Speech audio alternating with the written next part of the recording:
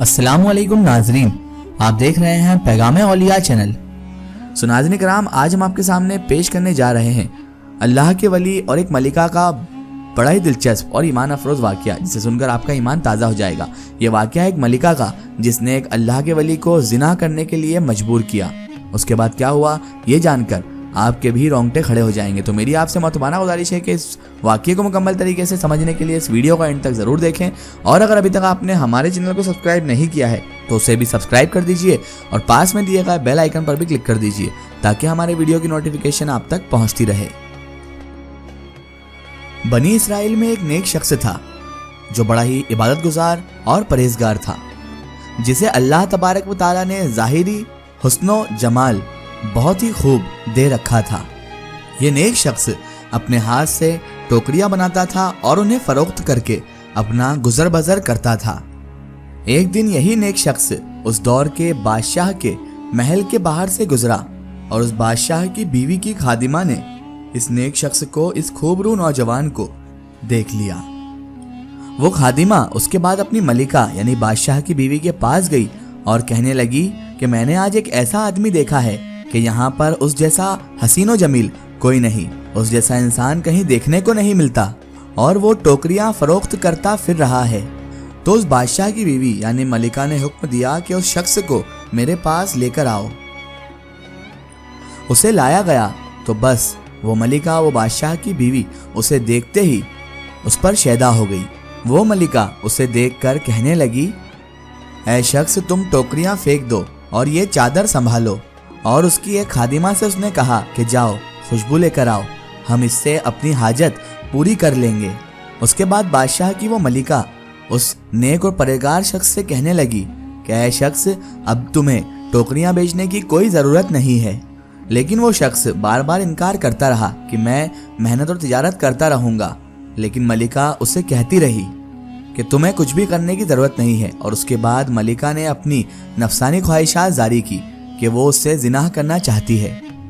बेचारे नेक और परहेजगार शख्स के बार बार मना करने के बावजूद भी मलिका नहीं मानी और कहने लगी कि अगर तू ये काम नहीं करेगा तो तू महल से बाहर नहीं जा सकता, और इसके साथ ही मैं तुम्हारा सर जल्लादों से कलम करवा दूंगी। बेचारा नेक और परहेजगार शख्स अब फंस चुका था। उसे मालूम था कि ये मलिका उसे अब नहीं छोड़ेगी। उसके बाद मलिका ने अपनी खादिमाओं को महल के सारे दरवाजे और उसके आरामगाह के सारे दरवाजे बंद करने का हुक्म दे दिया। जैसे ही दरवाजे बंद होने लगे तो वो नेक और परहेजगार शख्स कहने लगा, रुकिए मुझे गुसल खाने जाना है। तो मलिका ने अपनी बांधी यानी अपने खादिमा को हुक्म दिया कि इन्हें यहाँ से ले जाओ गुसल खाने, और इनके लिए पानी वगैरह भी ले जाना। उस खादिमा ने इस नेक शख्स को छत पर राह दिखाई और ये छत पर एक कोने में जाकर गुस्ल लेने के बहाने से गया।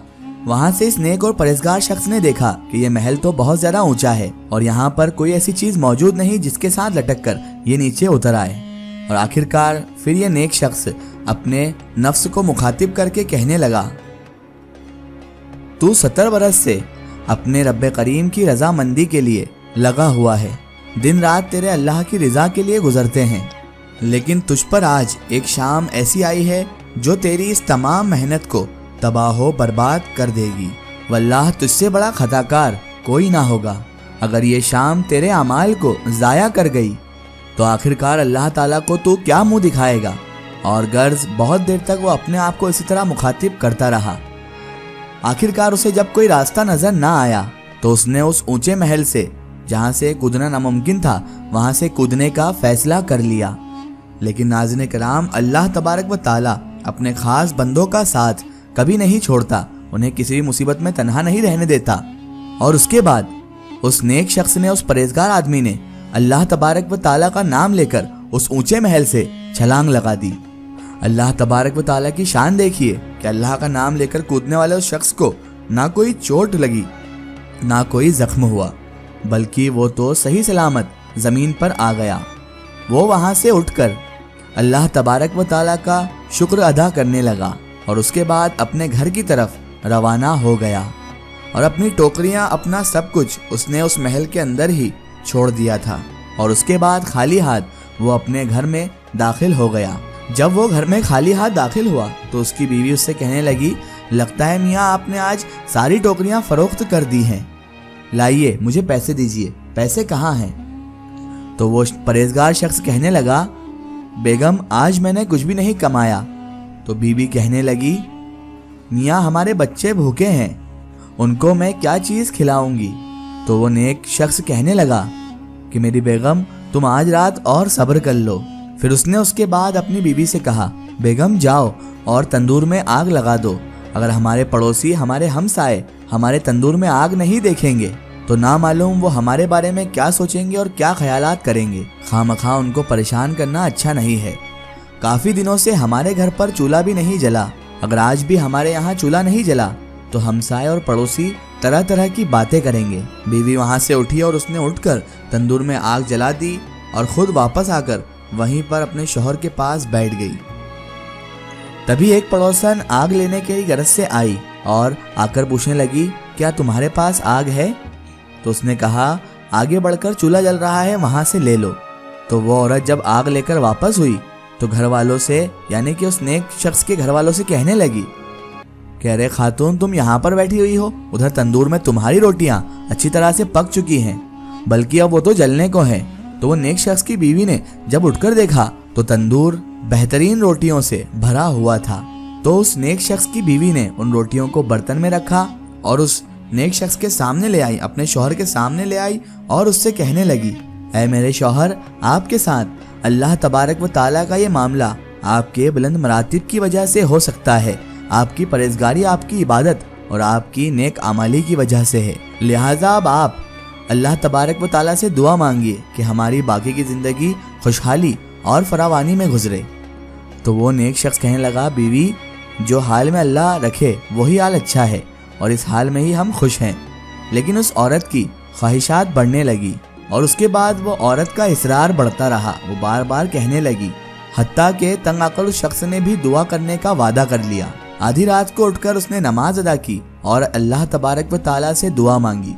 اس کی دعا کچھ یوں تھی، اے میرے پروردگار، میری بیوی کا اصرار اور تقاضا یہ ہے کہ اس کو باقی کی عمر میں خوشحالی اور فراخی عطا فرما۔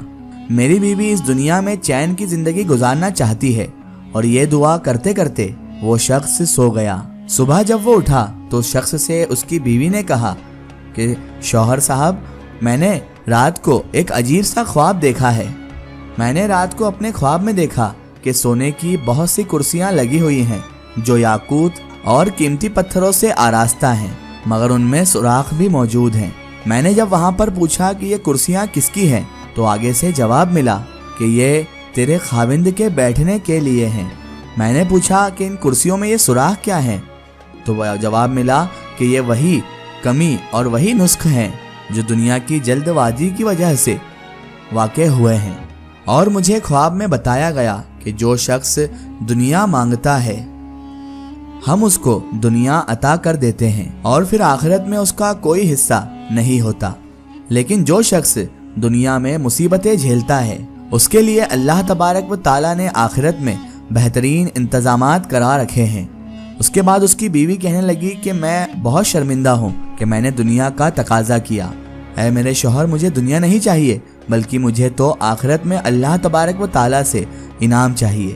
اور اس طرح اس شخص نے دوبارہ اپنے رب اللہ تبارک و تعالیٰ سے دعا کی، اے میرے پروردگار، میری بیوی کو معاف فرما دے۔ اور اس کے بعد وہ دونوں میاں بیوی اسی طرح سے اپنی زندگی بسر کرنے لگے۔ سبحان اللہ۔ ناظرین کرام، یہ ہوتے ہیں اللہ والے۔ ناظرین کرام، اس واقعے سے ہمیں یہ سبق حاصل ہوتا ہے کہ جو لوگ اللہ تبارک و تعالیٰ کی رضا کے لیے اپنی نفسانی خواہشات سے دور ہو کر اس پر قابو پا کر اپنے آپ کو اللہ تعالیٰ کی سچی راہ پر چلاتے ہیں، اللہ تعالیٰ انہیں کسی بھی حال میں تنہا نہیں چھوڑتا، جیسا کہ اس واقعے میں ہوا۔ اس اللہ والے نے جیسے ہی ملکہ کے نفسانی خواہشات اور برے خیالات کو بھاپ لیا تو اس نے محل کے اوپر سے اللہ تعالیٰ کا نام لے کر چھلانگ لگا دی۔ اس محل سے اگر اور کوئی کودتا تو شاید وہ دنیا میں رہتا ہی نہیں، شاید وہ انتقال کر جاتا، لیکن اللہ تعالیٰ نے اس بندے کی مدد کی اور وہ کودا تو اسے کوئی فرق نہ پڑا، کوئی زخم نہ لگا اور کوئی بھی چوٹ نہ لگی۔ یہ ہوتی ہے اللہ والوں کی شان، اور یہ ہے اللہ تبارک و تعالیٰ کا خاص فضل و کرم جو وہ اپنے برگزیدہ اور نیک بندوں پر کرتا ہے۔ اور ناظرین کرام، اس واقعے سے ہمیں یہ بھی سبق حاصل ہوتا ہے کہ ہمیں ہر حال میں اللہ تبارک و تعالیٰ کا شکر ادا کرنا چاہیے۔ ہمیں دنیا سے زیادہ آخرت کی فکر کرنا چاہیے۔ آج بھی لوگ دنیا میں پیسہ مال و دولت اس کے چکر میں ایک دوسرے سے برائی لیتے ہیں یا پھر برے برے کام کرتے ہیں یا غلط راستوں پر جاتے ہیں، لیکن انہیں یہ نہیں پتا کہ یہ دنیا فانی ہے، ایک نہ ایک دن ہم سب کو اس دنیا سے جانا ہے، اس کے بعد ہماری اصل زندگی شروع ہوگی، تو ہمیں اس کی تیاری کرنا ہے اس دنیا میں رہ کر۔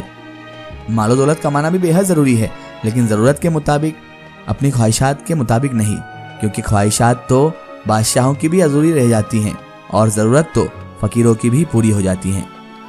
ایک ضروری اطلاع، اگر آپ بھی کسی بزرگ یا اولیاء اللہ کا واقعہ ہمارے چینل سے شیئر کروانا چاہتے ہیں اور آپ چاہتے ہیں کہ ہم ان بزرگ کا واقعہ، کرامات یا کوئی معلومات پیش کریں، تو آپ ہمیں کمنٹ میں ان کے بارے میں بتا سکتے ہیں، اور ہمارے فیس بک پیج پر آپ ہم سے کانٹیکٹ بھی کر سکتے ہیں۔ فیس بک پیج پیغام اولیاء کو لائک کریں اور اس پر ہم سے جڑیں۔ آخر میں اللہ تبارک و تعالیٰ سے یہی دعا ہے کہ اللہ تعالیٰ رسول خدا صلی اللہ تعالیٰ علیہ وسلم کے صدقے طفیل ہمیں اللہ تبارک و تعالیٰ کا شکر و گزار بندہ بنائے رکھے اور ہمیں ہر حال میں شکر ادا کرنے کی توفیق عطا فرمائے، آمین یا رب العالمین۔ سو ناظرین، آپ کو یہ ویڈیو کیسی لگی ہمیں کمنٹ میں ضرور بتائیں اور ہمارے چینل کو سبسکرائب کرنا نہ بھولیں۔ اس ویڈیو کو زیادہ سے زیادہ شیئر کریں اور اسے تمام اولیاء کرام کے چینل والوں تک ضرور پہنچائیں۔ سو پھر حاضر ہوتے ہیں آپ کے لیے ایک اور بہترین ویڈیو کے ساتھ، تب تک کے لیے خدا حافظ، السلام علیکم۔